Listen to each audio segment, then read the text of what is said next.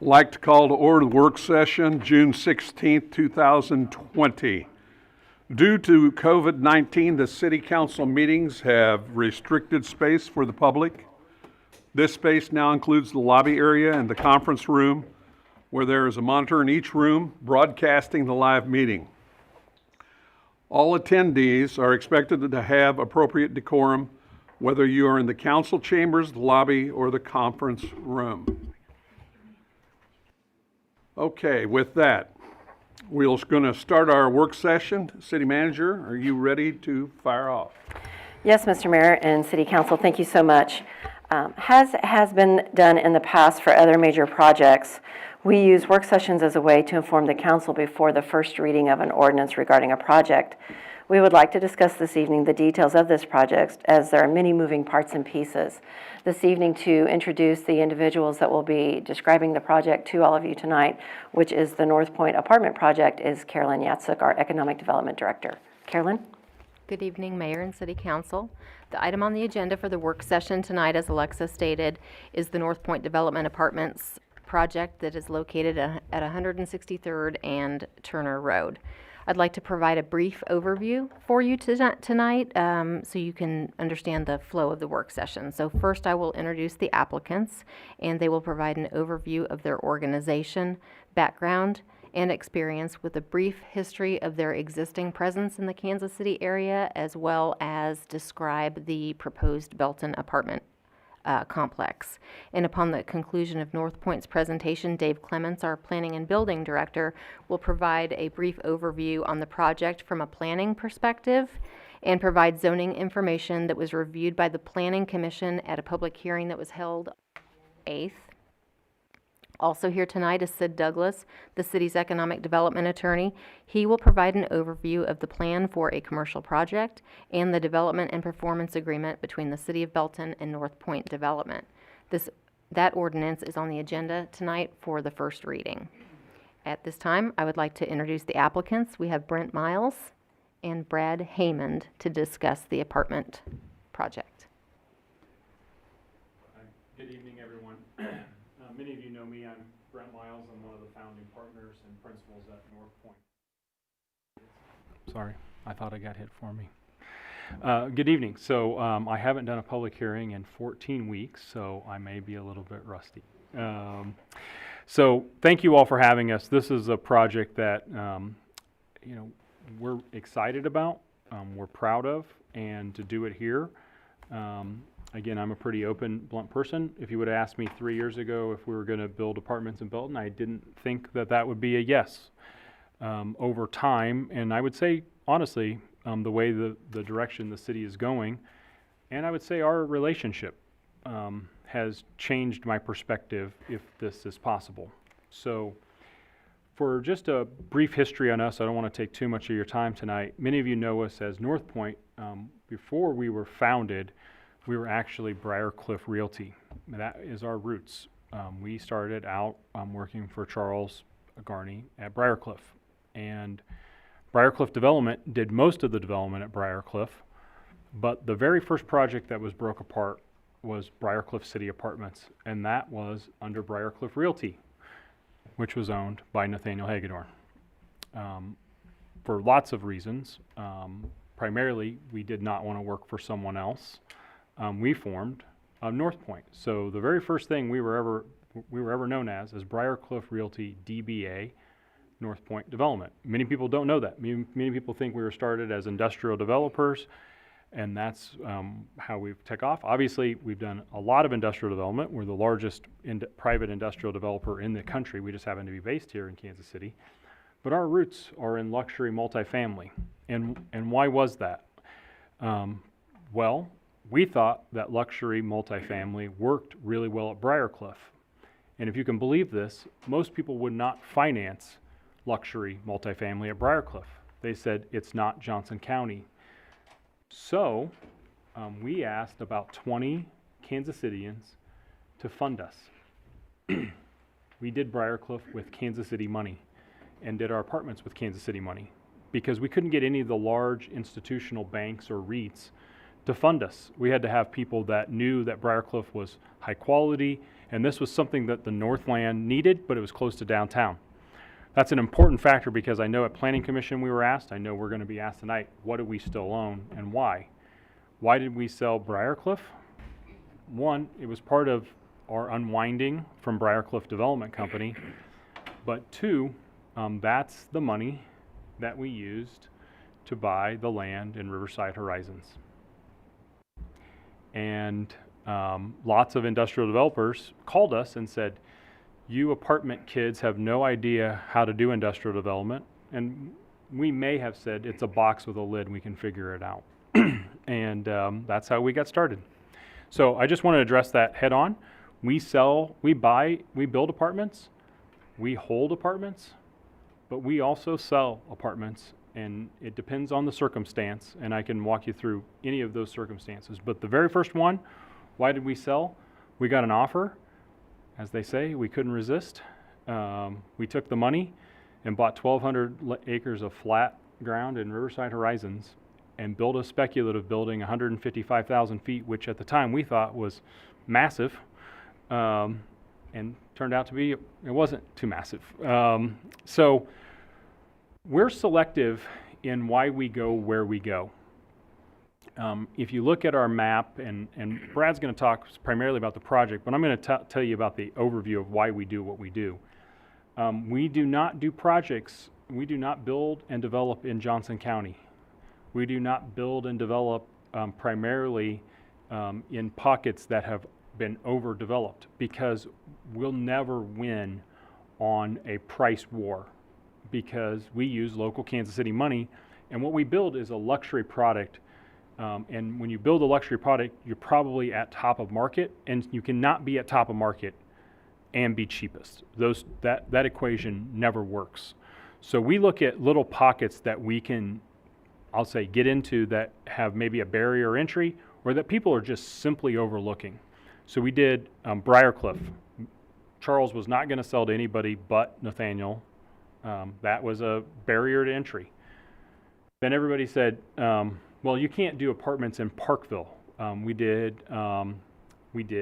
the Burlington Creek apartments. How did we pull that off? To get the land for apartments, we had to buy 14 foreclosed retail buildings, at the time known as Tuileries, which we said were French for vacant. Then our next projects were at Village West. Every person that we talked to about financing at Village West said, we are not financing luxury apartments in Kansas City, Kansas. Are you crazy? So who did we go back to? We went back to the original 20 that did Briarcliff and said, hey, remember how well that worked out? Everybody's overlooking at Cerner, Sporting, all these things that are happening in Village West. So we did that. Then we went up to Liberty, and everybody said, you have to be west of 35. You have to be on 152 west of 35. We found one pocket east of 35 that we said, we want to be in Liberty property. We don't want to be in Kansas City, Missouri property. We want to be in Liberty property. And they said, there's not a piece that you can do multifamily in Liberty property in east of 35. We said, we have it. We did it. New Longview. The residents will never support apartments at New Longview. Residents did support it. And all of these, we had a pilot. So we had help and assistance from the community to have a fixed tax schedule for a period of years, with the caveat that it was going to be best in class, that it was going to be luxury, that it was going to be a saltwater pool, things like that the community said they wanted, because all of them had different reasons.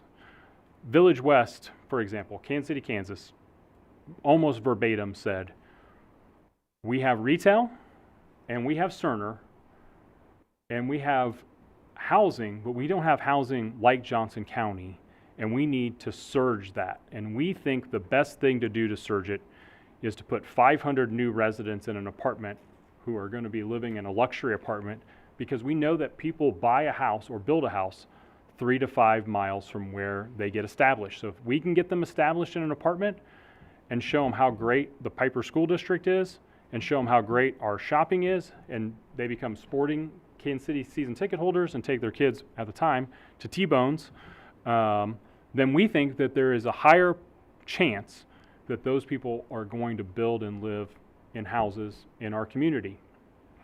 What we didn't know is that really happened, in that we saw an average income at Village West of over $70,000 for the resident. They saw a new resident type that they had never seen before in Kansas City, Kansas's history. So again, each community has a different role. Liberty, if you asked Karen Johnson at Liberty, they were watching development happen on the west side of 35 in Kansas City, Missouri. They said, we'd like to have those residents. We're trying to build more retail and do our downtown. We need residents east of 35 because that's the barrier. Everybody west doesn't want to go back east because of traffic. So we need to get residents east so that we can keep them downtown. We did the apartments. I think some of you maybe toured them out in Lee Summit. If you asked the city of Lee Summit, they said, we really need apartments up next to retail. We want something more modern that we can service the tech campus and we can service our retail right up on Chipman. You know, that's really what we do. And if you know that site, it's not very far from downtown as well.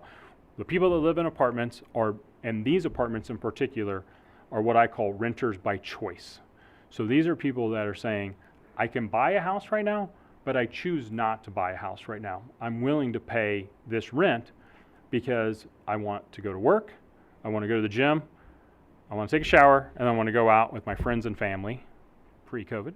I want to go out with my friends and family because this is a place for me to basically sleep, and I'm so busy the rest of the time that I need it convenient. So, you know, kudos to you, because why are we looking here? We would not recommend this if it weren't for two or three, maybe four things. One is our relationship with you, and the pilot that we have proposed is very important. You can't make the economics work without it.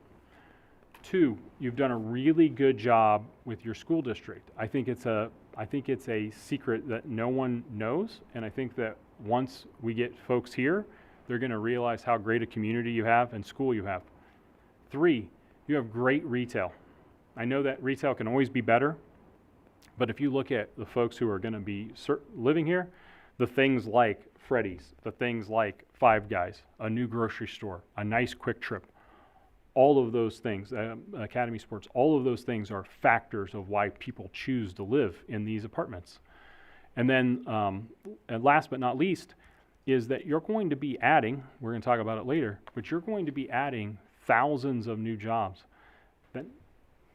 that are going to change your community. So if you could live here and you could work here and you could have the retail around you and you had a good school district, and just to be clear, it's not important for the school district if you're a renter. It's important for the school district if you become a renter and say, I want to live in this area, and you build a house.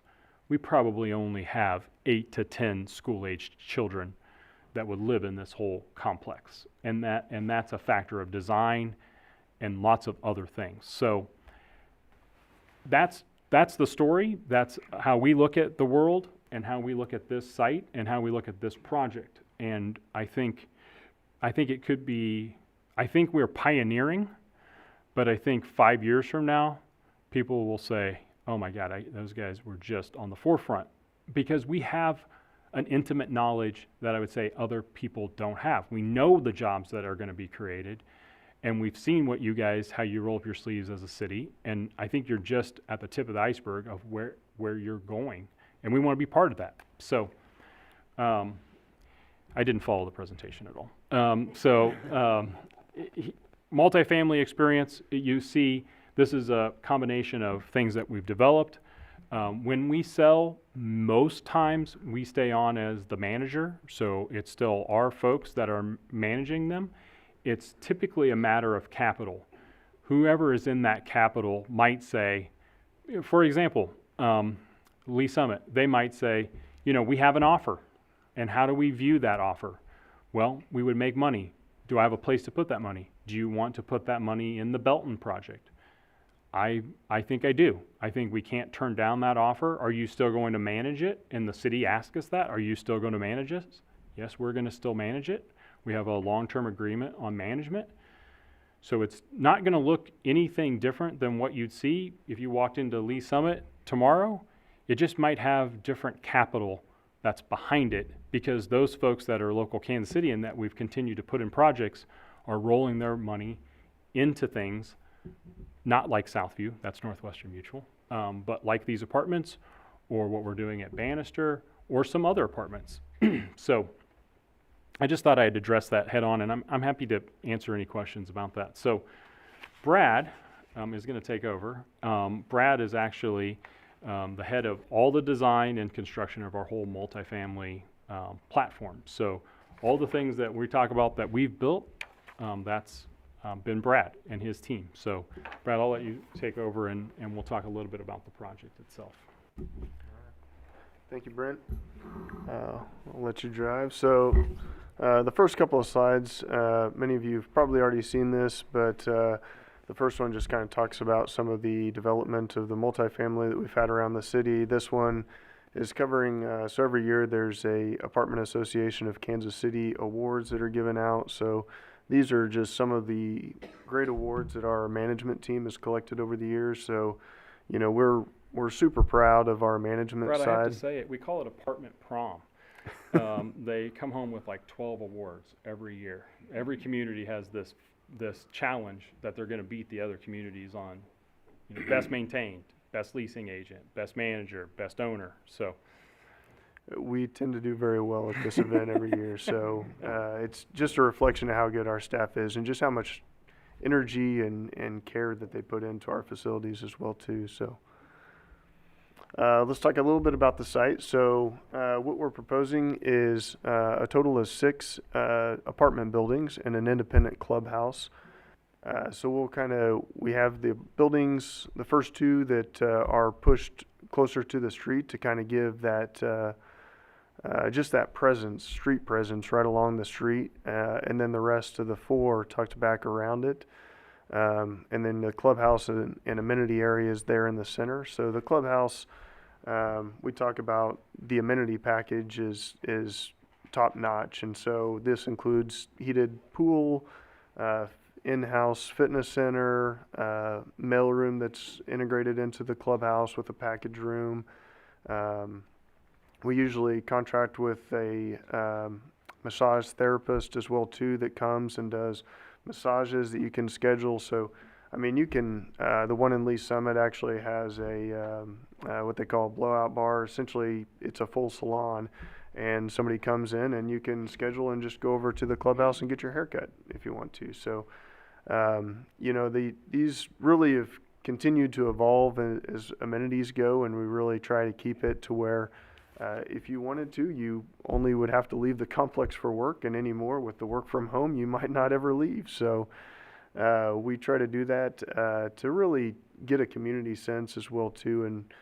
And yeah, and the one in Lee Summit, I tell you, the community there is so strong. I mean, they did the residents and just the connection to staff that they have. They actually did a 8-course dinner for them the other day, to where they went to everybody's different apartment and each one served a different course, just to our staff, for kind of appreciation to how much they've enjoyed being there and just how close and connected they have to the staff itself. And really, it's been interesting. Over the past 3 months, we've actually seen our occupancy in all of our communities increase to over 95% occupancy, which typical is around 93 to 94%. So we've actually gone up in all of our communities. So this is represents the exterior of the building. So I think many of you were able to go out to our Summit Square project in Lee Summit. So this one, very similar. All of our buildings have, whether it's stone or brick on the exterior, usually on the bottom, say a couple of stories of it. And then there's a lot of just different insets and outsets just to give that building, because it is a larger building, some depth and really some architectural appeal. All the units do have their own balconies on them as well too. These are some interior renderings. So all the units we do quartz countertops, stainless steel appliances, The refrigerators are full-size refrigerators. Most of them now are having like ice and water in the door. The whole community is LED lighting. So it's a very modern feel to it, and just very upscale. We do have, it's a laminate vinyl tile wood-like floor though, to give you that simulated wood floor feel as well. So there's a couple of communities. I think some of you might have been out to the retreat before as well too. So this is a community we built about 4 years ago. And this is just some real pictures of what the apartments look like, as well as some of the pictures of the clubhouse as well. So Copper Ridge, this is actually the one that Brent mentioned that we just finished about 1.5 years ago in Liberty. So that's a picture of the clubhouse with the pool. We have grilling stations out back on the pool. This one has an outdoor TV and covered patio area. Some of them will have fire pits as well too. So we try and have a wide range of amenities so everybody has a place to congregate and hang out. And this one is New Longview. So this one's right over in Lee Summit. And it has a lot of features very similar to Copper Ridge as far as the clubhouse and the pool layout, and then the units as well too. Summit Square, this one is the apartments that I think many of you had a chance to tour. So this is a picture, the clubhouse, the covered area in the back that faces the pool. It's got an outdoor TV, grilling area.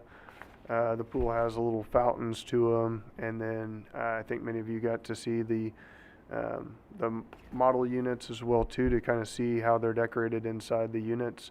All the units come with washer dryers as well too, I forgot to mention. So Brent mentioned a little bit about just the average incomes. So I want to talk a little bit about just the as far as who's in these apartments. So a lot of the industry fields, you got healthcare, which we believe that you're going to get some of out here as well too. We have a lot of municipality workers, so City of Lee Summit workers. I believe the deputy fire marshal lives in the community, as well as some of the city staff does as well too. So we have a wide range of demographics and also age. I wanted to touch on there too. So I think our youngest resident that's on the lease independently is 22 years of age, and our oldest is 94 in that community. So that goes to show the wide range of people that we really attract. So you have people that are just starting out their careers, and those are the people that we really want to get back into the community where a lot of them have probably grown up, and try to get their roots reestablished here as far as living, and give them an option where they have the maintenance free. Maybe it's a studio unit or a 1-bedroom because they don't have much stuff yet, but they want to get out of mom and dad's house, but they still want the amenities of, this one has a 24-hour fitness center to it and stuff, so they don't need gym memberships. We provide that within the community to where they have an opportunity to work out and do some of those things and stay on site. And then all the way up to 94 years of age. So we have some that even get some kind of home health care assistance as well too in their units. They just have always had this notion that they don't want to go to senior living. They want to stay independent. They believe that it helps them kind of stay mobile to have that independence as well too, but they might get some assistance, but they just don't want to be put into a senior living facility. But they don't want to take care of a yard either. And so this gives them some of that option and flexibility. Our buildings are also, they're secured access with elevator service. So it also accommodates some of those people that might have mobility issues. They can be on the 3rd or 4th floor of the unit and go right over to the elevator and take it up to their unit, and not have to deal with stairs of a garden style apartment complex either. So just a few touches to the apartments that I wanted to talk about. I guess that's it for the slide. A few other things I know that I just wanted to touch on that maybe I didn't do as good a job on the Planning Commission meeting is, you know, this property that we're looking at, it's been zoned commercial for a number of years. We believe that apartments are a great fit for this site. It really provides the buffer from the single family homes to the retail and commercial that you have across the street. The other thing that, you know, this is talking about retail, everybody wants it. This adds, you know, potentially 500 residents right across the street to help support that retail, to make sure it stays in business, because brick and mortar stores are struggling. With online fulfillments, everybody's doing it anymore, but, you know, for your restaurants to continue to maintain good restaurants and eating options, this will add a lot of residents that, you know, have disposable incomes as well too, to put towards those restaurants and groceries. Brent mentioned the school-age kids as well too. That's a comment that we always get. You know, most of our apartments are, you know, we're gearing more and more towards smaller apartments, 1-bedrooms and studios, for both just the people wanting to downsize as well as the new people out in the workforce as well too. So most of them just don't have school-age kids. Some of the ones that live in our apartments, there is some school-age kids, but a lot of those tend to be from either split or divorced situations where they want to stay close to their family, and so it's really not adding any kids. It's that those students are already in the school district. I think a few of you actually got an opportunity to walk over and look at our Summit Square apartments in the morning, right as the bus came to pick up the one school-age kid that rode the bus on the apartment complex. So it's just, we believe that we're adding a good tax base for the school district without adding a lot of school-age kids to the district. And that really is, concludes my points, and we'll leave it open to the city.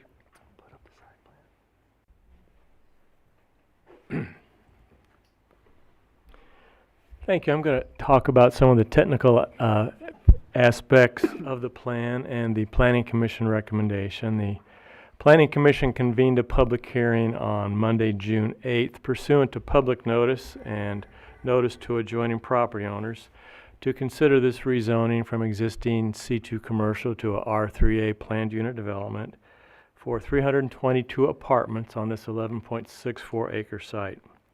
There are 6 4-story buildings on the plan, a pool and a clubhouse, a walking trail around the perimeter of the development, and a public dog park and a public trail connection to Markey Parkway. 3 of the buildings provide first-floor garages at the lower level, and there are carports, garages, and surface parking to further meet the needs of resident and guest parking. Brad mentioned, and I will also emphasize, that these 4-story buildings all have elevators and interior corridors. The buildings are not walk-up apartments. Our Unified Development Code, our zoning code, has provisions for an R3A zoning district in it, and it's fortunate that our code has that section because that is a zoning classification specifically designed for multifamily residential development adjacent to arterial streets. I'm going to talk briefly about the compliance with that R3A zoning district. The code requires 483 parking spaces for the 322 apartments, and the plan provides 515 spaces.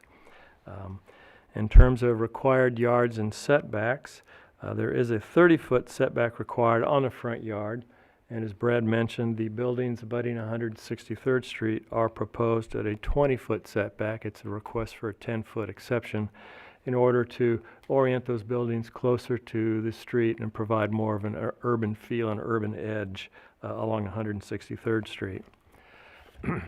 There also is a 35-foot maximum building height in the R3A district, and these buildings are proposed at 41 feet 6 inches.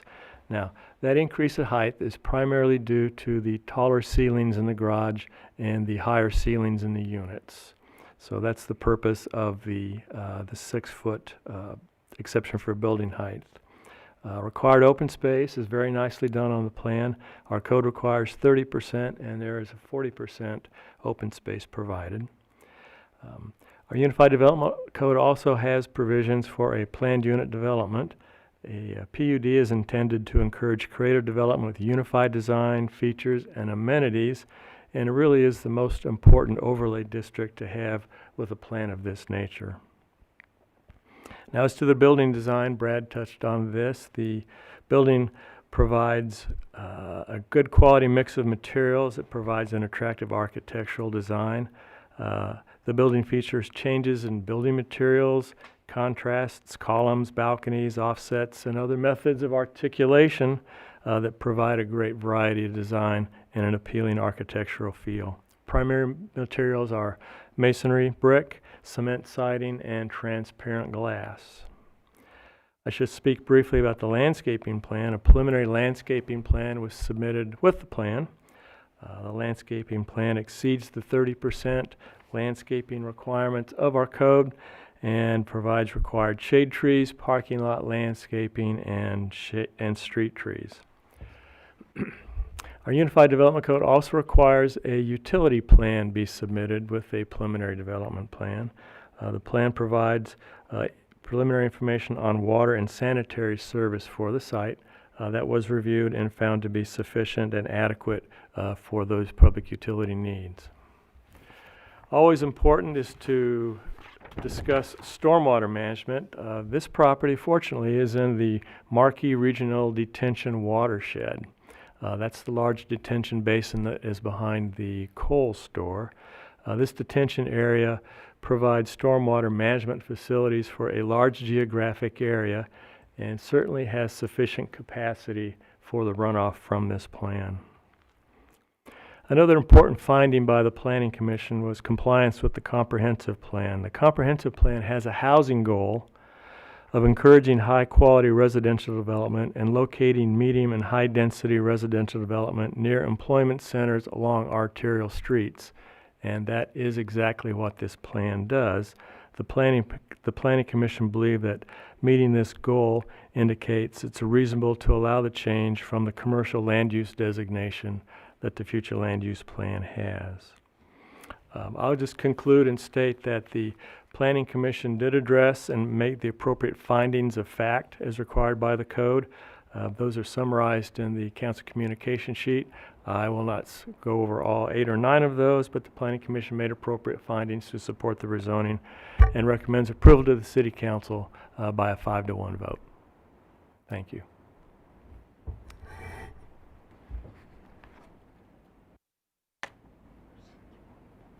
My name is Sid Douglas. I'm with Gilmore and Bell as Bond and Economic Development Counsel for the city. You've heard a lot about the plan and the incentive that's being provided is to provide a payment in lieu of tax that is $500 per door or leased unit. We had the plan that originally started off, the expectation is going to be 330 units, but it's been modified slightly down to 322. But whatever that final number of unit is when the construction is completed would be the computation of how that pilot will be paid. If you take the assumptions of what the expected construction costs are and compare that to the pilot, you are providing an abatement of just under 70%, 68, 69%, depending upon the final number of units that are constructed. And it would be extended over a period of 20 years for which that payment would be made. With 322 units, the first full year of the payment would be $161,000, and it increases 1.5% through the remaining term of 20 years. The construction is expected to start maybe at the end of this year, probably more likely the first part of 2021. It's in a 2-year construction schedule, maybe even a little bit longer than that. So for the first payment that will start to be made in 2022, the complex is not going to be entirely completed. It'll probably be a little bit over halfway done at the beginning of 2022, but they'll be making a payment in lieu of tax equal to 50% of the full year payment because it's not completely operational in that year, with the remaining 19 payments to go on until the final term is up. The additional incentive that's being provided is sales and use tax exemption on all the construction materials. In this case, most of the construction materials are expected to be purchased outside the state because of the contractor that is likely to be the one that'll be involved in the constructing the project that they've had experience with. So there won't likely be any sales tax impacts here to the city itself.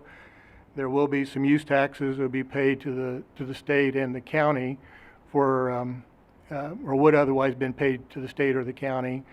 And so there's probably an incentive of about another $1.5 million for that sales tax for use tax exemption for state and county sources. The total pilot payment over the entire term for the school district is expected to be about $2.5 million. The city is going to be receiving about $950,000 of the total payments over the entire term. The aggregate pilot payment would be in about $3.8 million range. There's been some reference to some of the public improvements. We've got a development agreement that includes the requirements for the developer to design and build exactly what they have said. They're required to operate and maintain this facility for the entire term of the tax abatement in order to receive the tax abatement as a Class A luxury apartment complex as they've represented.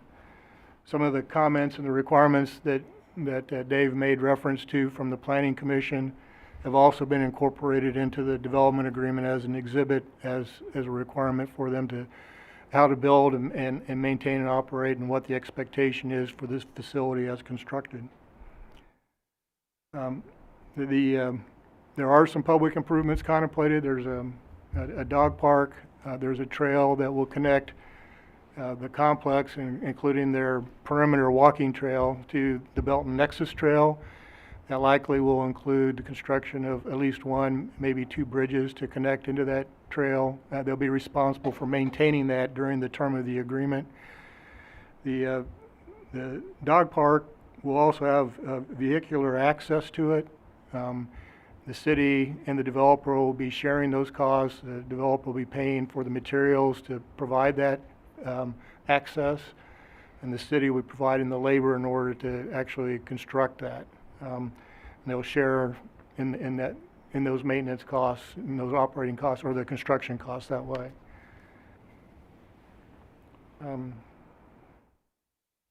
I don't know if there's anything else that I have. I'd be happy to answer any questions.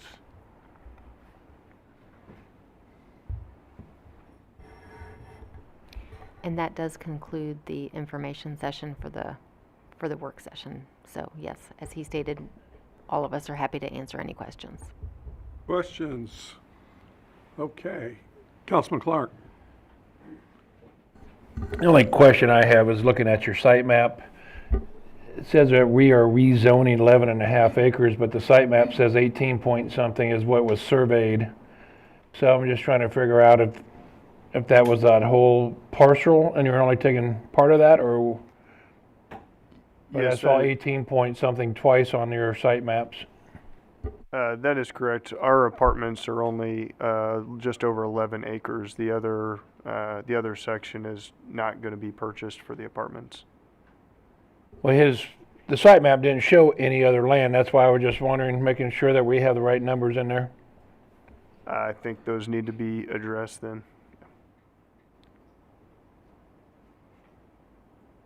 Other questions? Councilwoman Davidson. Any of your current complexes, are they in cities that currently have a rental inspection program? I believe Kansas City, Kansas has a rental inspection program, but I don't know if any of the others do. I don't recall that. I'm sorry, but I'm quite positive Kansas City, Kansas does.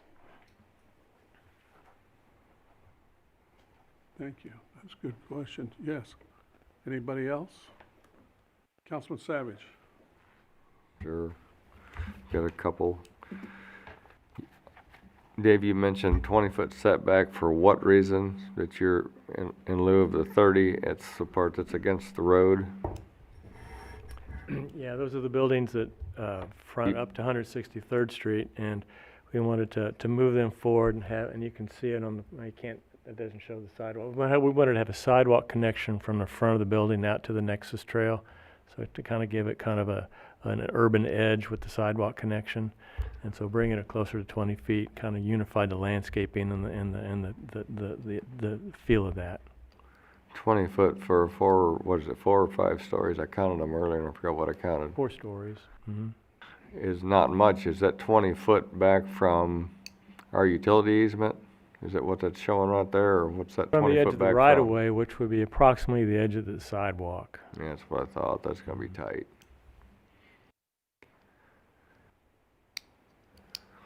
Okay,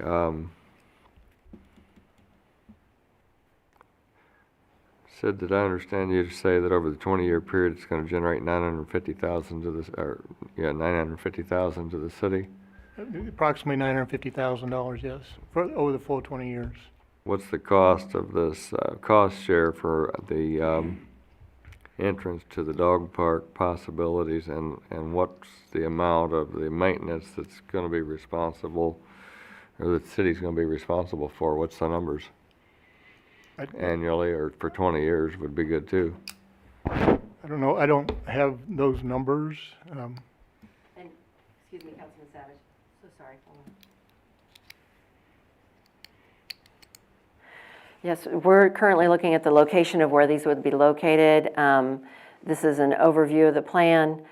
Where it's showing the dog park right now, we are actually looking at the possible relocation of that dog park over to Markey Road. And so we don't have the estimated cost yet of what the drive and the parking will be. So either way, it's gonna come out of an annual income and $950,000, whatever those numbers might be. I don't know what they are, over a 20-year period. So it'd be nice to have those numbers. Mhm. The, what's the estimated bump in income tax, et cetera, that might be generated by the residents that might live there? Somebody must have a number for that. Does the city get an income tax, sir?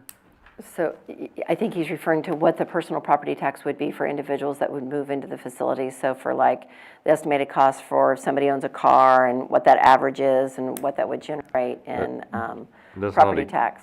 That's not exactly what I'm looking at there. I'm looking at any kind of revenues, because to me, 950,000 is 20 years. It's not very exciting.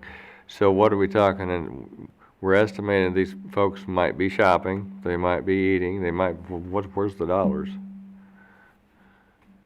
Well, just as you referred to, they will be living here, hopefully filling up their gas tanks here, doing all of their grocery shopping here, you know, sending their kids to dance classes. They'll live in the community just like anybody else. I do want to point out, you had asked about the amount of that the city gets over the course of 20 years is not that much, but I have to point out that currently for the full 20-acre parcel, the entire tax bill is $35.96, and the city currently annually gets $8.96, and that's from the full 20 acres. So if they're just purchasing the 11.46 acres, we still have, you know, roughly, 5-6 acres that are still going to be available for retail development. And so part of this 3596 will still be collected. And then in addition to that, on the North Point apartment project, we'll have, potentially 600 new residents. And hopefully that will then spur the economic development for the other 6 acres, maybe some more retail, restaurants, who knows? So I believe it's going to have a very big impact on our city. Well, I think it probably will, but I would surely think that there would be numbers, or at least estimated numbers of what that might generate, so I could get my head around what kind of numbers we're actually talking about, and that's the question that I actually ask. Secondly, I realize that we're collecting $8, which is insignificant, but we also don't have to cover it with our safety, fire, or people that take care of those places, which I'm more than willing to do. I like the project, but I'm trying to make the numbers work. And so far, I'm not hearing very much of that. And I think it is a fair question to ask, what do we expect to be generated in sales taxes over and above by the people who live there? I think there's got to be some kind of data to tell us that. Maybe not, but I think it should be here. Thanks, Carolyn. See if I got anything else. Yeah, so we got a couple of numbers there that I would sure like to see. I'd like to see both of those, what's gonna cost to maintain and get people into this dog park, whatever it might be. And what are we talking about generating? Councilman Finn. Brad, this is probably in your ballpark here, and hopefully this will shed some light to this question that we had. And I was sitting here thinking, do you have any numbers on the average income of what your residents are making in your buildings now? Just ballpark us on what your average looks like for your residents. Yeah, so I'm going to answer your question, which can cut both ways. I know the answer of this. They make a lot of money. They make Lee Summit, we're averaging over $78,000 for average resident. Wyandotte County, we're averaging even more. That's primarily driven off Cerner. So I would feel comfortable that we're probably talking north of 70,000 on an average. Fantastic, thanks. Part B, Carolyn, what's the average income level of a Belton resident right now? 52,000. Thank you. So it's more than what we're looking to push that direction for Correct. whoever's moving into these apartments, these luxury apartments. They're going to be generating more income, which means they have more disposable income, which means they'll be eating out more and using other things within our community. So we could probably decide that it would be a benefit and it would bring in more tax dollars on things that they're buying and spending on within our community. Just from that. I know that's a broad band. That's really broad right there. I get that, but understand that when you start getting into $70,000 and $80,000 a year in income, you have more disposable income, which means you have the ability to do other things other than just pay your rent and get by. Correct. Okay. And in addition to just being beneficial for the city in sales tax, it's also going to be supporting our local businesses, all of the businesses in the city of Belton, but our mom and pop shops too as well. Absolutely. Thank you. Thank you both. Other questions? Looking around, I can't see everybody's faces. It's kind of weird. We look like all bandits. Okay. Interesting. So with that, we've had our discussion. We don't have any other discussion at this time. We're going to adjourn the work session and move on. And so at this time, I'm going to call the special meeting to order. It's going to take me a second to change gear.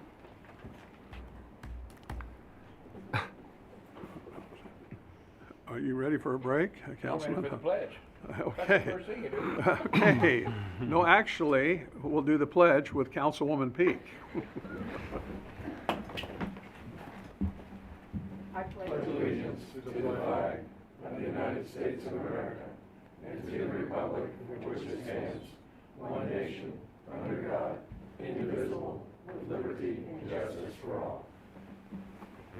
Amen. Might we have the roll call, please? Mayor Davis, Here. Councilmember Savage, Here. Councilmember Lathrop, Here. Councilmember Trutzel, Here. Councilmember Van Winkle, Here. Councilmember Clark, Here. Councilmember Fenn, Here.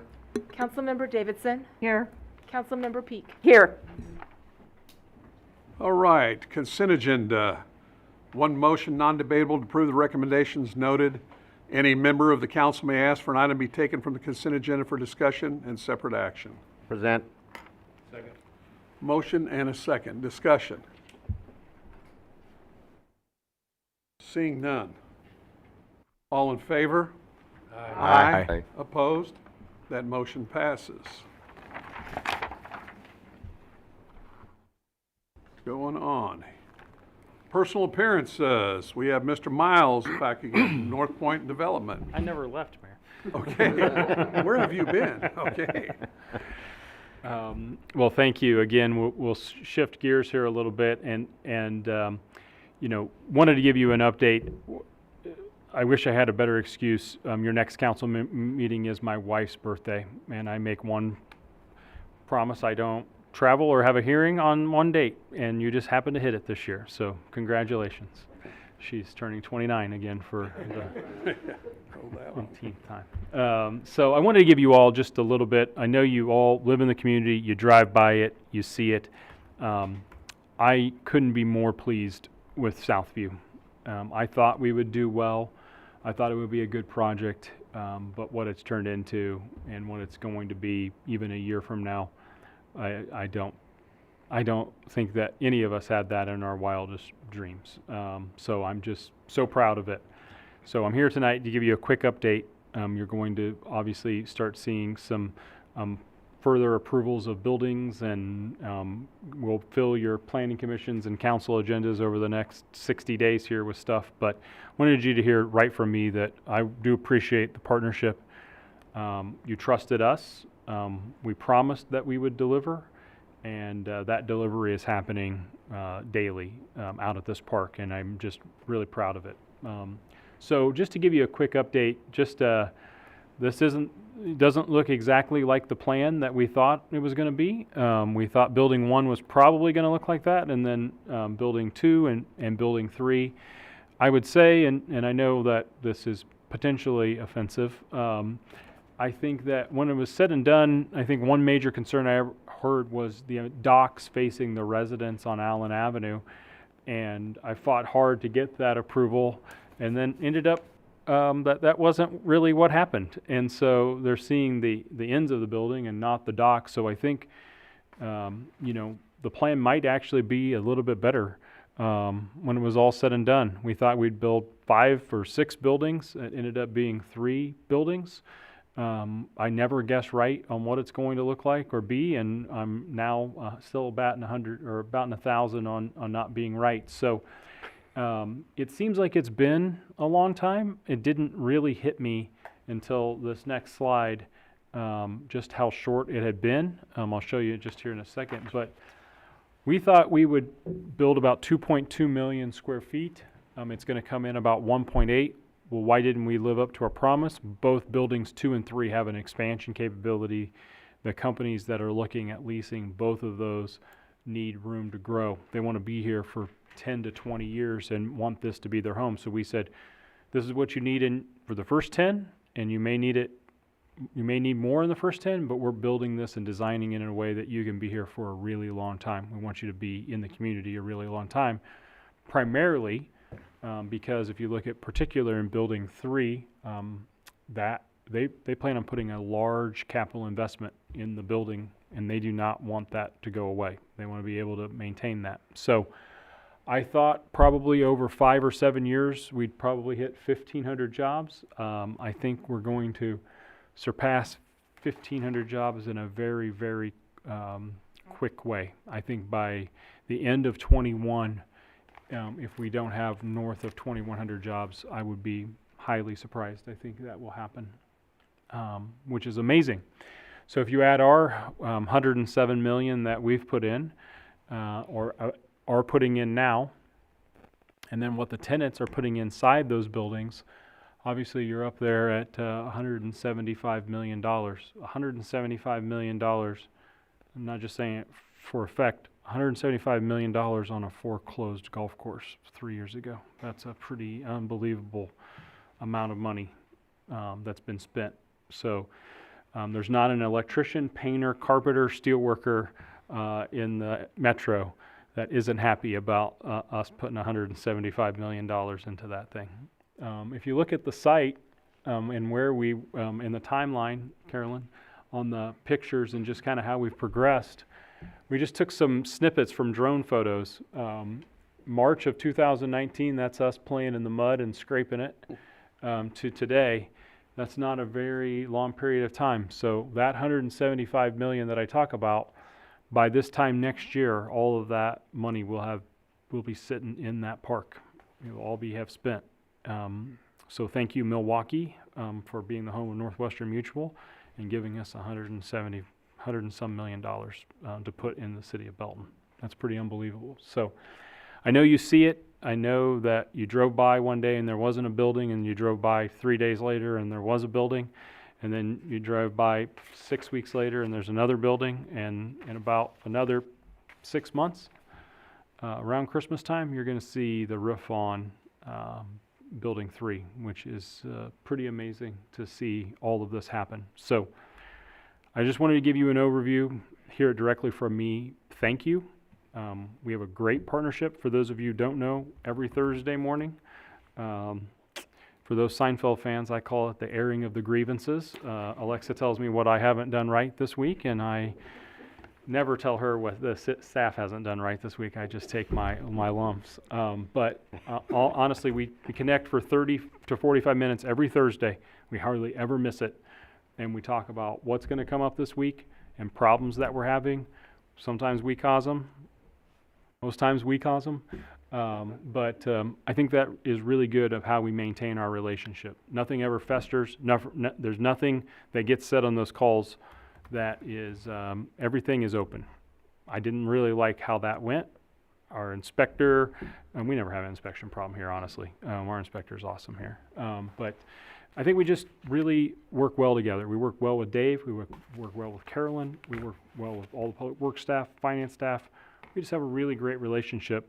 And ours is always, guys, we're going to need to go faster. We're going to need to go faster because these tenants need to move in faster, which the faster we get the building done, the faster we get the capital investment, and the faster we can get the jobs in and get these people to work. So thank you. I'm proud of it. We do this all over the country.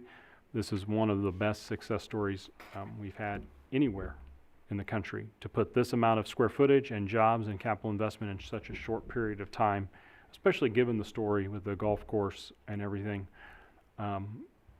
When this is all said and done, we need to celebrate the success here. So I'm happy to answer any questions about the building. I can't tell you the tenants, so don't ask, please.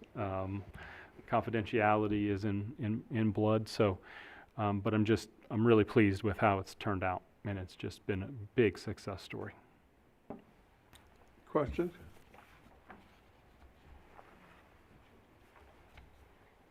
Seeing none. I'd like to say thank you, and I think it's time that we move to what? Ordinances. Is that what I'm at?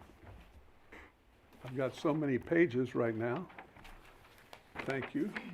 And we'll go to ordinances. A, motion approving the first reading of bill number 2020-27. An ordinance approving an amendment to the city's zoning map from C2 General Commercial District to R3A Planned Unit Development District for 11.64 acres of the parcel located on the south side of 163rd Street, midway between Markey Parkway and Gibbon Avenue, Belton, Cass County, Missouri. Present. Second. Motion and a second. Did we get those? Okay, a motion and a second. Discussion. Councilwoman Davidson. Forgive me because I did not write anything today. Well, I have some notes here, but I didn't write a full statement. But regarding the issue of just rezoning specifically, I just wanted to say that, we did the housing study, what was it, last year, 2019? And several points came out of that.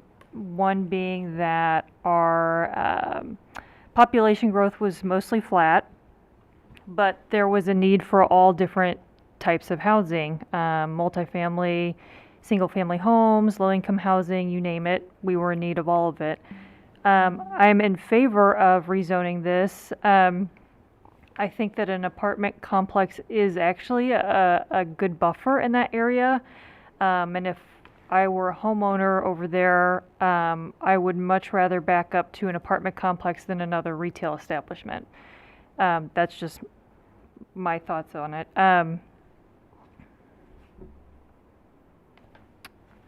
So yeah, that was all I had to say regarding the rezoning. Councilman Clark. Mayor, thanks. I'm also in favor of this, and me and Councilman Lathrop 20 years ago had a similar situation. We had a lot of residents upset. We rezoned a piece of property, and everybody talked about how an apartment complex is going to be devaluing their property and making the city less likely to grow, and we're going to have so much accidents and the traffic. And I've always stated that traffic's good. Now we just got to figure out how to move it. But Carnegie Village was our project 20 years ago. And I tell people today, you can't look me in the eye and tell me that Carnegie Village is not a great project for our community. I look at this project 20 years later saying the same thing. So like Councilman Davidson said, I think we need all types of projects in our community. I tell people all the time, when I was a kid growing up, and I got kids now, hopefully going to leave the house sometime soon.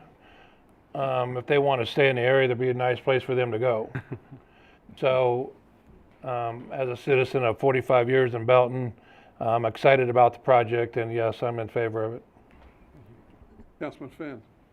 I too am excited about moving this forward, looking at what's going on in our community, and honestly, throughout the metro area with the housing and just the lack thereof, we are bound by just not having enough housing here. This is the very thing that can help loosen that up and continue to help our city grow. And this is going to do it fairly quick too. At the pace you guys have worked on this project, I know how the next one's going to work as well. And so I'm definitely in favor of this. Other comments or questions? City Manager. I know that this isn't exactly about the apartment complexes at this point, but it is about the zoning that leads to that. And Councilman Savage, I did take a look really quickly at one of the questions that you had about what kind of dollars that these would raise. If you consider that there's 322 units in this apartment building, they're considering about the average of about 500 people that would live there. If you look at the average grocery bill alone, for one individual, that average grocery bill is anywhere from $165 to $345 a week. And so you do the groceries and do the math on that. Over the course of a year, that's dollars spent in Belton of around $6.5 million, of which the city would end up receiving around 3% of that sales tax that would be distributed through our different agencies. So we have the general fund at 1%, and then we have a 0.5% for our public safety sales tax, for transportation, and for park, and for capital. So those are additional dollars that would end up coming back to the city, and I just wanted to be able to take a quick approach to that and give you some of those numbers. Yes, sir. That's the kind of numbers that I think is realistic, that I need to hear and see, because I think in math, and that's why I ask those type questions. So thank you for doing that. I have okay. a pretty good idea what it would probably generate. I just hope to hear the numbers. Yep. Thank you. You're welcome. Okay. Councilwoman Peak. I too am for this project. I think it's exciting for Belton, and I know that we do have a good working relationship with you, and I just want to thank you for investing in our community the way that you have to bring the jobs. And I'm excited to find out who someday, but excited to see the 1,500 jobs or 2,100 jobs coming to this area, and I really am excited. I know when my kids were living at home and got out of school, they would have loved to have a place like this, to move into, to get out of mom and dad's house. So thank you very much. You're welcome. Thank you. Anybody else? It's hard to find everybody. All right. Seeing none, all in favor? Aye. Aye. Opposed? That motion passes. I move for second reading. Second. Motion and a second. Did you get those people? Okay. An ordinance, I got to read the number again, and it's back on another page. Okay. 1 second. I'd already moved on. Motion approving the second reading of bill number 2020-27. Before we do the second reading, there's a motion on the table to hear the second reading. Okay. Do we have it and all with in that, favor? You're right. So we've got a motion and a second for a second reading. So, discussion. Yes, ma'am. Yeah, why? Why would we do a second reading? Why? That was Councilman Trutzel's motion and I Councilman think Finn. we're far enough along on this that we need to make a quicker maneuver. I don't want to drag this out. They've got drawings, they've got stuff that they need to do. And so we just need to move on. I don't see any big objection to it. Councilman Clark? I'm against the second reading also. I mean, we're gonna do this in a week. I mean, our next meeting is next Tuesday, so it's not like it's a month from now. I just think it gives the citizens more time to have input. Okay. Councilman Savage? I'm also against second reading at this time for similar reasons. Okay. I have seen this for just a minute or two, citizens as well. Anybody else? Councilman? Would we be going to next week if we delay this? Is that what we're looking at? I'd like to ask City manager? Brad, is this gonna throw a wrench into you guys No, at all? we appreciate the offer, but that's not a problem for us at all. Okay. Anybody else? Do we wanna, I guess I should interject, if they don't have a problem with going over to the next week, no problem at all? No, I just won't physically be here next week. Darn. That can only help our chances of approval. Do we want to rescind that then nomination or Yeah, I can remove it. remove it? Is that all right with you, Councilman Finn? So we vote on the sucker. Okay, you want to vote on it? Let's do it. We got a second, don't we? Well, you'd be the first now. Second. Did you rescind it? Hold on. I think Councilman Gary, Yeah. Was it on, did you get a second on that? There's a motion on the floor to hear the second reading. I have a first and a second. So I Councilman also Trutzel. have a first for a motion to rescind. We got two motions on the floor. Is Patrick, go ahead. Yeah, and Councilmember Trutzel can correct me if I'm wrong, but did you rescind your initial motion for a second reading? Yes, I did. So then that also wipes out Gary's second. So there would need to be another first and a second to pass it in one night Okay. for a second To reading. hear the second reading? So we have to have a motion and a second. And have you motioned, Councilman Finn? I'll For motion. a second? Yeah, I'll motion it. And now we're looking for a second. Okay. Seeing none, that motion will die.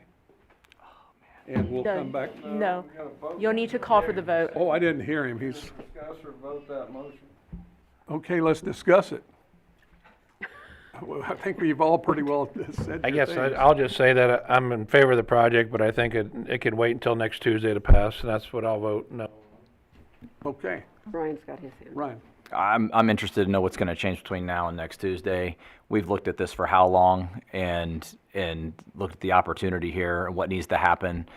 I think the decision's been made. I just think it's just a formality of waiting another 7 days and ready to move. Councilman Clark. And I agree with Councilman Finn, I mean, but if you're not on social media, and we have a lot of older people and even some people my age, not that old yet, that aren't on social media and that don't know about this project, and this is the first that's been actually mentioned. So I think it gives them a week to contact us with their thoughts and feelings, and I think that's what I'm going to allow, because that's what we should be doing. One more rebuttal. Yes, sir. And so this was brought before in planning and zoning a week ago. Yes. So they had last week they heard about it.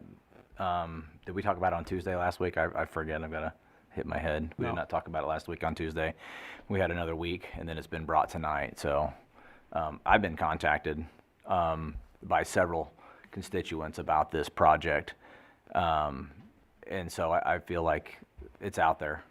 It's public knowledge, so that's my viewpoint on it. That's why I moved for the second. Stephanie. Councilwoman Davidson. people were only notified of the zoning committee meeting last Monday if they were within 185 feet of the project, and I think that was extended to 200 feet. So not as widely known, I think, as some of us think it is. Any other discussion? Seeing none, now this is on a motion, so it's all, right? Okay, all those in favor Of what? of having the second reading, motion for the second reading? So this is an all call, not a roll call. So all in favor, say aye. Aye. Aye. Opposed? No. Aye. And that motion fails, so we'll pull it back next week. That was a waste of 10 minutes. Just a moment. Yeah. I only had 4 no's, so who's the 5th no? Mayor was fifth Sir, no. okay.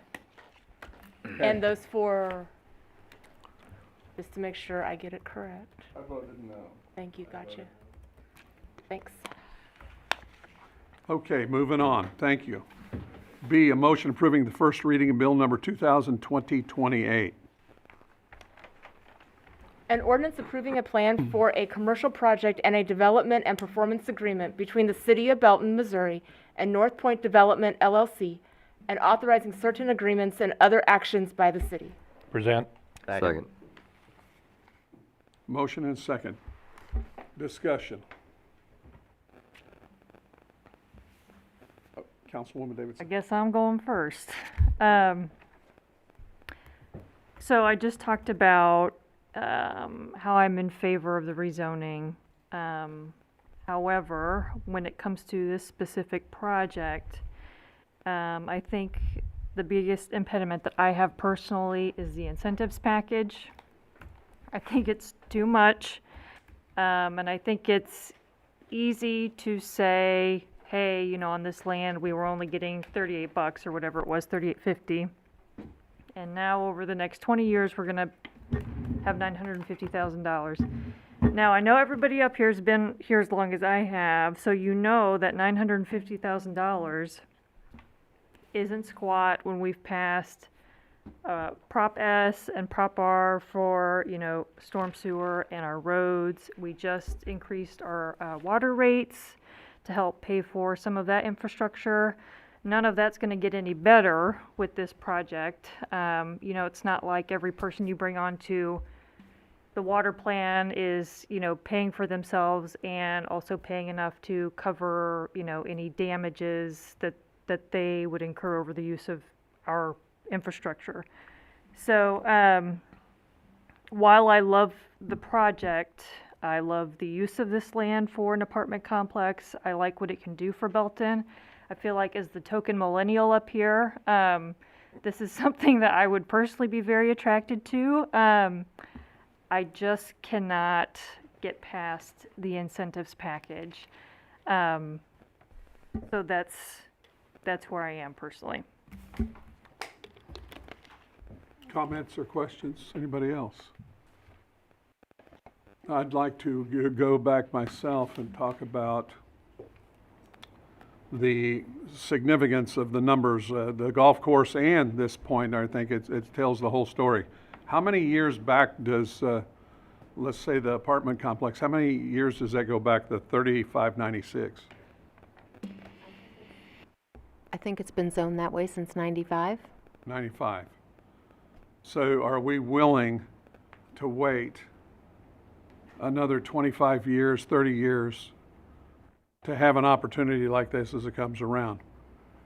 And again, I do care about all the jurisdictions.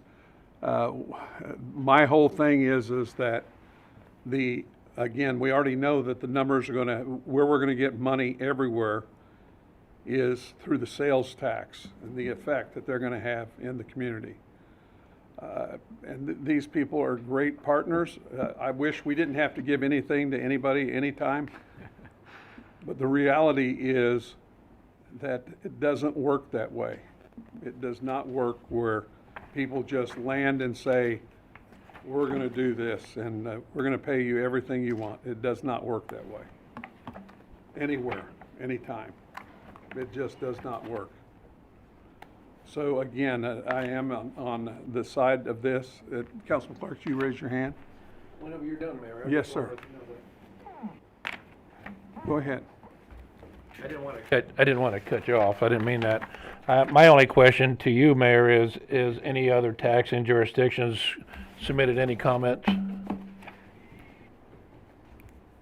I missed the last part. It says here the city invites affected taxing jurisdictions. They're coming right now, right? Okay, that's what I wanted to know. And Councilman Trutzel, you were next. The project is high dollar. And when your investors go into it, they got to look at the return on their money. So they've put their figures together, and they're figuring in order for us to make a profit, which is what they're into, they figured that they have to do it this way. So, you know, you might as well, at least in my view, have to understand that without this help, it isn't going to happen. It's a return on investment, and the investors are going to want money for the money they're putting into the project. So they put the numbers to it, and as much as I would like to have more, I also understand I'm realistic in the process. Thank you. Okay, with this, with the motion and a second, the city would like to invite the affected taxing jurisdictions to submit some public comments pursuant to RSMO 100-059. All comments will be fairly and duly considered by the city and will be entered into the record. So, with that, is there anyone here to speak from the taxing jurisdictions? The first one I'll call off. Is anybody here for the Belton School District? Okay. Anyone here representing the city of Belton? Who is it? Mayor, that would be me, representing the city of For the Belton. record, it'd be Carolyn Yatsuk. Okay. Thank you, Mayor and City Council. We have received letters of support. Two of those letters of support are from taxing jurisdictions that were notified. One is from Cass County, signed by all 3 county commissioners. The other one is from Mount Pleasant Road District. And the City of Belton has also received 5 additional letters of support from the following organizations: Cass County Corporation for Economic Development, the Belton Chamber of Commerce, Belton Regional Medical Center, Downtown Belton Main Street, Inc., and the Belton Cass Regional TDD. And I will read into record one of these letters of support, which is representative of them all. And this one is particularly from Cass County. This letter is to express full support of North Point Development's apartment project located at 163rd Street and Turner Road in the city of Belton. North Point is a proven developer and manager of high-quality multifamily projects throughout the metropolitan area, developing 3,500 apartments in the last 8 years with an outstanding track record. Belton is an established first-tier suburb that has many existing employers who will benefit from this project. A brand-new apartment product of this caliber will assist in attracting talent. Contemporary market preferences suggest greater interest in high-quality apartments that afford connectivity and public spaces, which this project affords. This is a product that Belton does not currently have. The complex will be comprised of studio units to 1 and 2 bedroom units in 6 4-story buildings, and amenities to include garage spaces, a clubhouse with a pool, a dog park, and a walking trail. This apartment development responds to a finding in the city's 2017 housing study, a lack of diversity in housing choices. The study points out that a lack of contemporary, high-quality apartments can lead to the conversion of single-family homes into rental property. North Point Apartments will deliver a product that fills a void for renters by choice and will help ensure that homeowners remain as occupants for our single-family stock. This project is a high-quality development located on a main corridor directly off of one of the region's most prominent interstate corridors, I-49, and will improve the housing choices not only in Belton, but all of Cass County. Signed, Presiding Commissioner Bob Houston, Associate Commissioner Monty Kisner, and Associate Commissioner Jimmy Odom.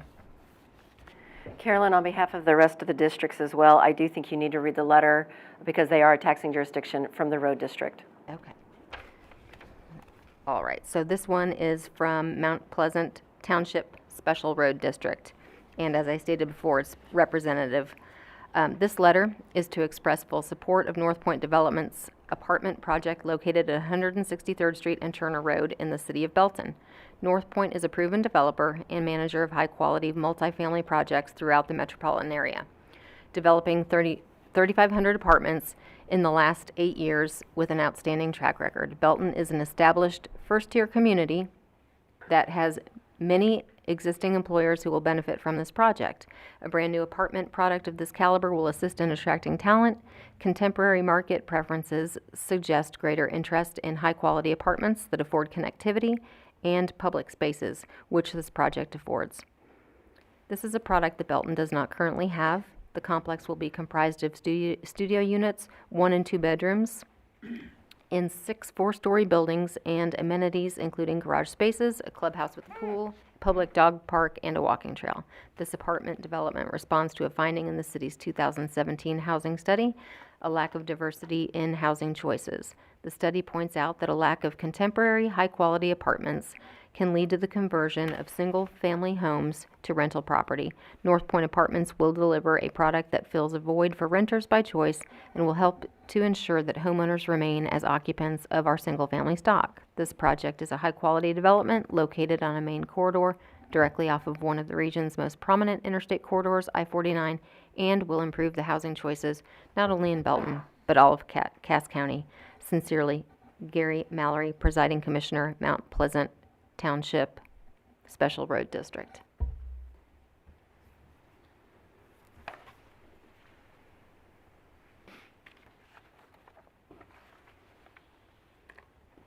Is that the only one? Those were the two from the Those were the two. taxing jurisdictions. So I'm on to anyone here representing Casco Area Workshop. How about anyone here representing Cass County Public Library? They're probably still celebrating that increase they got this last election. That was a good deal, and we're glad we supported that. Anyone here representing Cass County Regional Medical Center? Okay. Anyone here representing Cass County Road and Bridge Department? Anyone here representing Metropolitan Community College? Anybody here representing Missouri Department of Economic Development? Anyone here representing Missouri Department of Revenue? Anyone here representing Missouri Department of Revenue, I said, and County Tax Section State Blind Pension Fund? How about anyone here representing State Tax Commission of Missouri? Okay. Now, I did have at this time, it's a good time for me to read, I got an interesting, some of us got it today, interesting observation Kelly Monahan Bass sent to us.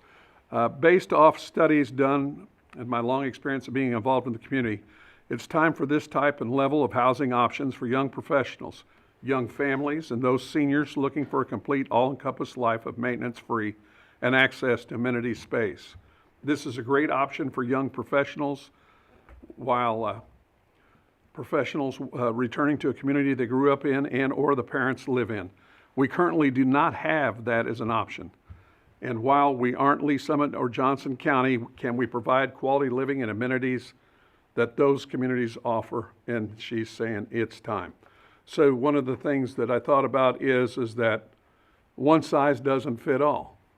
And so whether it's a single family attached, duplexes, or apartments, you've got to have a variety of choices for these people to make. So we've got a motion and a second. Any other discussion? Over here, Councilman Van Winkle. And I'll send this question to Alexa if she wants to bounce it to Carolyn or Sid or Dave, I understand. But I'm interested in our tax concessions that we're dealing with here. Are these type of things in the levels that we're at really out of line as they compare to what other municipalities are doing for similar types of development, whether it's North Point or some other similar project with a different developer? All the projects North Point has been involved with includes some incentives like this. to be honest with you, probably the length of the term of the incentives and maybe the level of the incentive might be a little bit higher than what they've received in some of these other projects. And it basically is a requirement if, in order, the market here is different than a lot of the other markets that they're in. And so the rents that will be here are not quite as high as they might be in other places. So the incentive that you have to make in order to attract this kind of development, it has to be a little bit higher, just in order to make the investment work with the people that they market this to. It's we've reviewed a number of presentations that they've made in other communities, and they said this is a little bit longer and it's a little bit more, but it's not like completely out of line with what everybody else is providing. You wouldn't say it's unreasonable, it's just different because whether our community is different than, I mean, we're not Leewood, we're not, Lee Summit with a much bigger scale of operations. I think that's exactly the situation. The market here is different than the other markets that they've built in. They've got a very successful project underway with the Southview Commerce Center. I think being here maybe opened their eyes to this might work. It might be a good complement, working hand in glove with the commercial aspects of the projects. There are going to be a significant number of jobs that will be created there. Not all of them are going to live here in Belton, but it sure helps in recruiting the employees to work there when they know that basically across the street I've got a place I can live and then go across the street and go work. And not all the jobs are going to be the $70,000 a year jobs that they're talking about, but there will be some of those out there. I guess the only other comment I've got at this point in the discussion here is that I appreciate North Point's consideration in bringing this project forward. I don't believe we've been chasing away other Class A operations that want to build here just to accommodate North Point in this case. I think this is a great opportunity for Belton, and I appreciate North Point being open-minded and not only bringing Southview Commerce Center to us, but to go ahead forward with something like this. And while I'm like everyone else, I wish we could have more for our citizens. I think we're doing the community a service, even though maybe there's some limited opposition here and there, and I support it. Thank you. Mr. Mayor, before you conclude, I'm sorry. I got a councilwoman that Go wants ahead. to talk real quick. Mm-hmm. So what it sounds like is happening is we have somebody interested in building a house here in Belton. And they're saying because Belton is not as desirable a location as someplace else, we want you to subsidize it. That's just kind of an offensive concept to me. As somebody that grew up here and went to school here and then moved back here, it's no surprise to me that Belton is an awesome community and a great place to be and a great place to live. That's no surprise to me. I assume it's no surprise to anybody else up here. My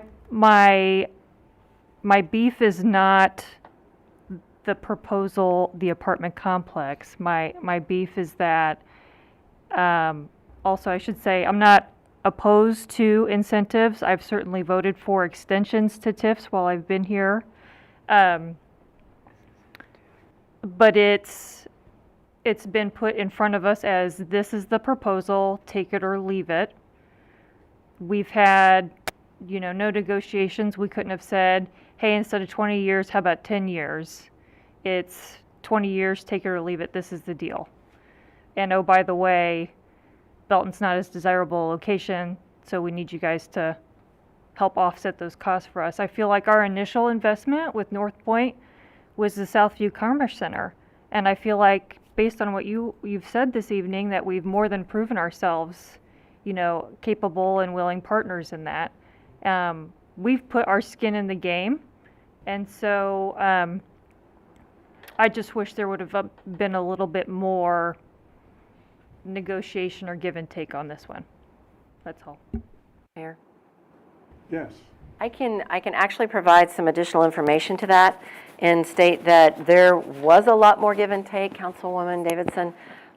There was extensive amount of negotiations that occurred between the city and North Point, and all of the statements that you just made about wanting to see less incentive was exactly our viewpoint. And when we finally got down to it, the discussion that was had was, in order to invite a quality product like this and for the investors to invest in this product, it was to be able to provide this type of an incentive because the market is not truly known at this point. And so we wanted to make sure that we have a good product, but I want to assure you that we did go back several times back and forth and negotiated. I don't want you to think that they just said, nope, you got to just take this. There was a lot of give and take and a lot of negotiation that occurred along the way before this amount was brought to the council. Councilwoman Davidson. I'll just say this then. Is this the best that we can do in terms of incentives for Belton citizens, where we've now passed a couple of propositions and just raised water rates? Is this the best that we can do with their money on this project? I want this also, but is this the best that we can do, is all I would pose. Based upon negotiations that we've had with North Point, yes, this is the best we can do at this point for this project. I will also tell you that these additional homes and the additional 322 units will only assist. I know a lot of people take a look and consider our utilities and our water rates and our sanitary sewer rates and what those charges are, but having 322 additional units that are able to utilize water and pay those water bills will only help our water billing as we go forward.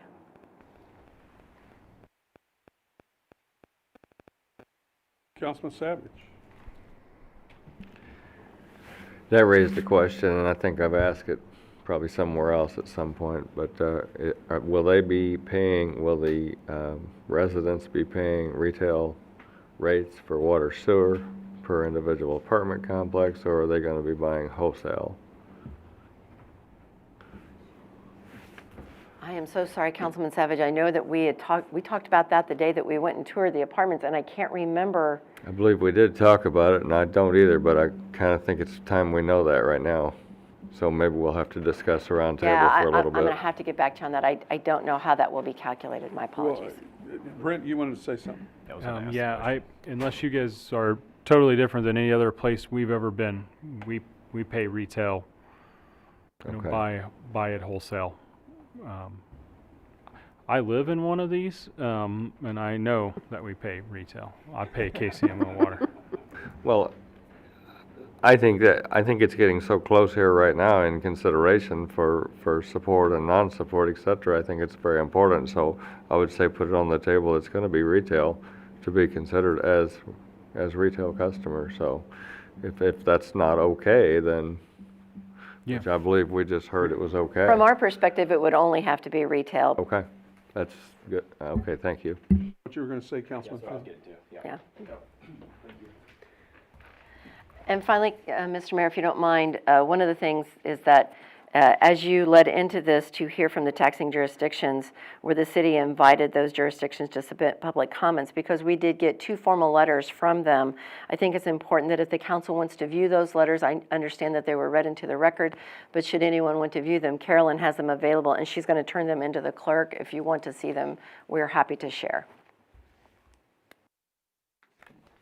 Okay. I guess I would say at this time, that I feel like the city has been blessed extremely in the middle of a pandemic. Right now, we're adding jobs in our city where people are begging for jobs all across the country. And here, we're blessed, a good staff that are doing a great job of bringing in these things. And I go back again for how many years, 95 it was, or 85, that we're paying, and then to assume that something's gonna come in these spots that's gonna help regulate, or to help motivate our economy and the growth in our city is wishing. In my viewpoint, I've been here long enough to know that you have to prime the pump and get it going. And again, we haven't TIFed in how many years? Because we had a strategic plan. How many years, Sheila, have we not TIFed? Carolyn, maybe you. Yes. Our last TIF was 2014. 2014 was the last time we TIFed. And we had a strategy, and we stuck to our strategy. And we've done a good job on that. So again, one of the best quotes I've ever heard about economic development and about taxes: if you want good things, you have to pay for good things. They don't just happen. They don't just come into your doorway and land there. So again, in the middle of a pandemic, I've never seen such a great blessing to have this come in. And I mean, I thank God for what we have going here. I can tell you, our neighbors talk about this, the county talks about this, that I had a meeting this afternoon, how blessed we are to have this in our area. It's pretty incredible. And I'm done. I'm off my soapbox. Any other comments?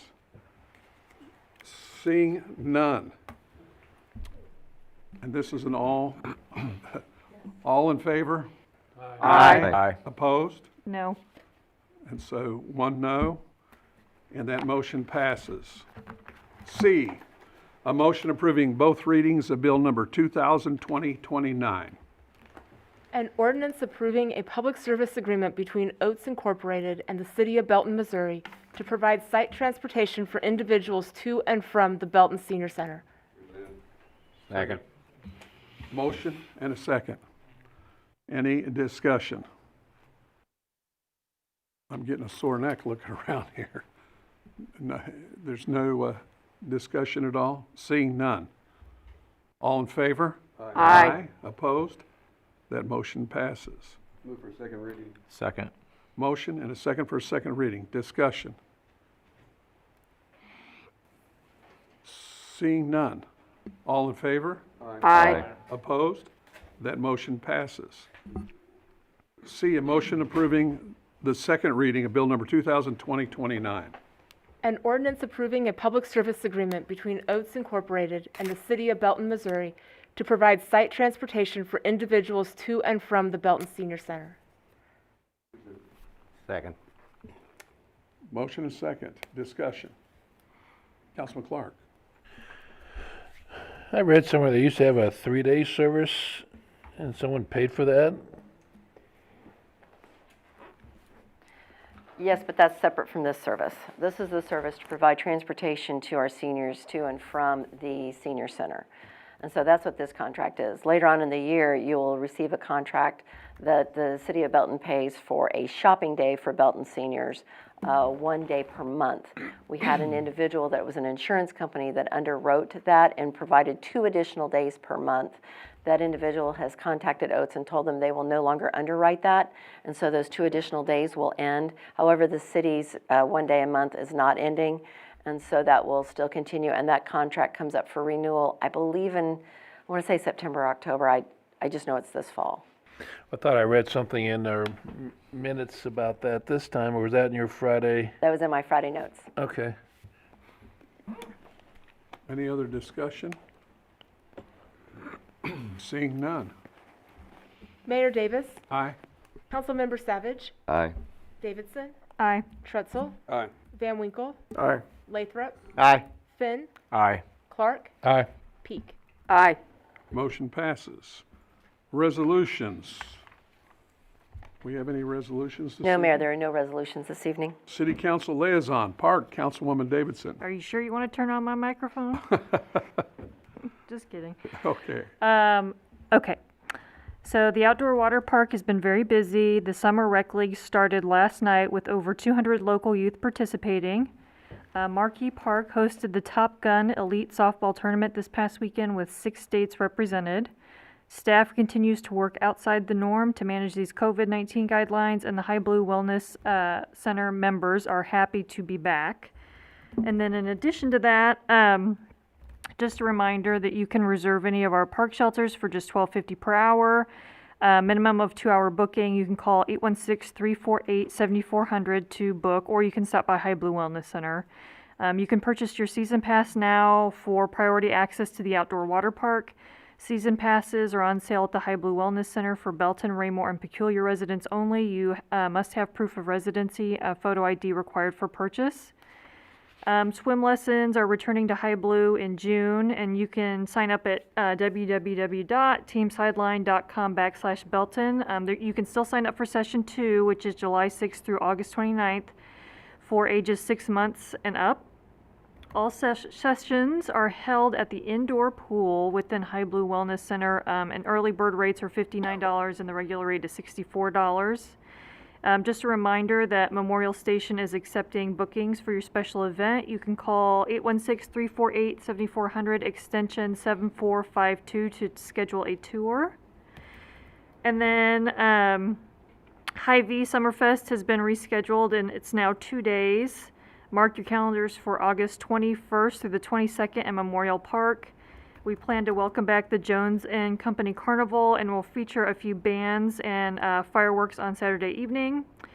And then just an update that as of June 1st, the following facilities and the remaining facilities have reopened. This includes playgrounds, High Blue Wellness Center, Memorial Station, Celebration Center, sand volleyball court, and our basketball courts. So business as usual. Well, if you've been in the park, anybody that's been loaded with lots of softball tournaments, a lot of activity. And again, we were talking last week about the financial activity, and you showed me, Carolyn, what was that? Do you have that? Yes, I do, Mayor. So yes, I wanted to address last week at the end of the City Council meeting, Councilman Clark, you did have a question regarding the economic impact of visitors to Belton. As you had noticed, several baseball players around our city. And I want council to know that I was able to provide Councilman Clark with that information at the conclusion of last week's meeting, but I wanted to go ahead and take a moment and share it with you, as well as the public. So conservative estimates of the economic impact of visitors specifically related to tournaments. So there's kind of two buckets. There's an estimate that if you are coming to the city of Belton for a tournament and you live in the Kansas City area, each visitor is, and this is a pretty conservative estimate, is going to spend about $30 per day per visitor, and that is broken out about $20 per day for meals, which is 2 meals, and that's at $10. So as you can imagine, some people spend more than $10 on a meal. So it is conservative, as well as they would spend $10 while in town shopping, and $5 for fuel and miscellaneous. So if you live in the Kansas City area, it's estimated that the economic impact per person is $35 per day. Now, out-of-area visitors spend about $78 per day per visitor, and that is, again, using $10 per meal, which we all know a lot of people spend more than $10 per meal. So I think this is a pretty conservative estimate. So $30 on meals per person, about $10 for shopping, and $10 again for fuel and miscellaneous, and $28 per day for a hotel. And that is based on 3.5 visitors, and basing it at about $100 per night. So just as a general estimate. So if you're in town visiting our city, it's going to be about $35 per person per day, and $78 per person per day if you are visiting Belton from out of the Kansas City area. In that study that we had, how much was the total for a year that they estimated? So the park department created a table, and it was specifically for the 38 tournaments that they held in 2017. And so using this data for 2017 and 38 tournaments, they estimated that it was about $5.2 million in spending. That's not including tourism. This is just specific to baseball tournaments. Pretty incredible. You have a question? Oh, right here, Councilman Trutzel. Using the in town in Kansas City, can we extrapolate the $20 to $30 about the amount of money that might be spent for the apartment complex?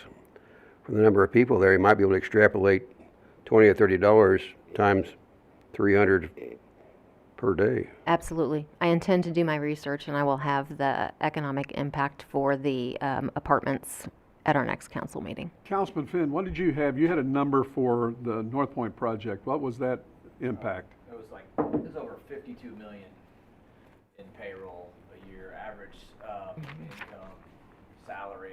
Sorry. Thank you, Andrew. So average salary out there at roughly $33,000 a year per each individual at 2,100 jobs. I think it brought it in right around $52 million in payroll ran out there. Now, we understand not everybody's going to live in the community that works there. However, a lot of those dollars will come in, and those people will stop in here and shop. They will eat. They'll have dinner here occasionally as well. So just an awesome opportunity there. Yeah. Thank you. 52 million. Wish I could remember those numbers. Okay, moving on. Any other city council liaison reports tonight? Councilwoman? Yeah, not a liaison report, but the farmers market is starting back up again this Thursday at Memorial Park from 4 p.m. to 7 p.m. Aren't they doing something special though this year? They're doing something different. I can't remember. I just read it. The food truck? Food truck, that's it. Yeah, we did invite a food truck out. Obviously, you won't be required to wear a mask to eat your food. However, the setup for the farmers market is a little different this year, obviously with COVID happening, and the 2 volunteers that we have in charge of the market are in a high-risk group, so we'd like to keep them safe and alive. So we've cordoned off a section of the parking lot across from the pool for the vendors. There will be 1 entrance and 1 out gate. You are required as an attendee to wear a mask. The vendors will also be wearing masks. That's just to prevent the spread of the disease. And we hope to see everybody there. Super. Oh, and mayor's communication, I'll have to add on a little bit. We've got growth on Main Street too. A chamber has got their development going across the street, and I think they're ready to start booking anytime events over there. It's quite a place. Carolyn, what do you want to say? Diane Huckshorn's done a great job with the chamber. What all's going on over there? Absolutely. So the business that Mayor Davis is referencing is actually physically behind, in the same building, but behind the Chamber's new residence, which is directly across the street. I want to say they're 517 Main, and it's called Meet Me on Main.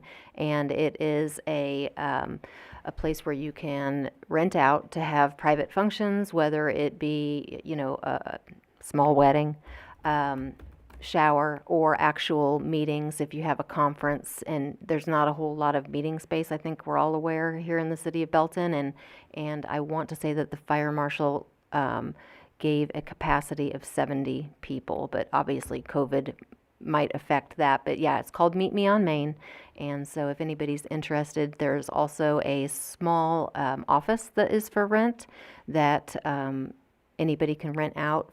I'm not exactly sure, but maybe by the week, by the month, or maybe even by the day, but I'd have to find out more information on that. But so office space available if somebody's needing to office while they come to Belton, and obviously Meet Me on Main I think is a pretty cute and trendy name, my personal opinion.